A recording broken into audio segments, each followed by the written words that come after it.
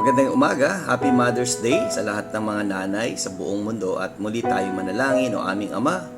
Kami nananalangin para sa lahat ng mga nanay na tumanggap kay Jesucristo na maging kanilang Panginoon at tagapagligtas sa araw na ito.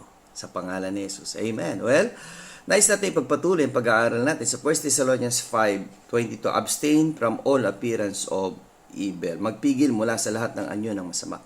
Sa buhay natin, talagang ang tukso ay nandyan, sa paligid, nandito, sa ating isipan. Kaya nga nawa, ang ating isipan, ang ating puso, ay ilagay natin doon sa salita ng Diyos.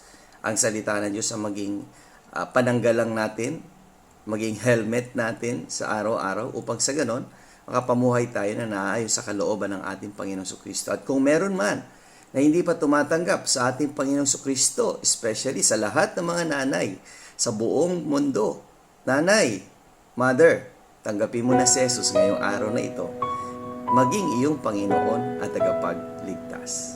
See you again tomorrow sa ating Strong Family Prayer and Exhortation.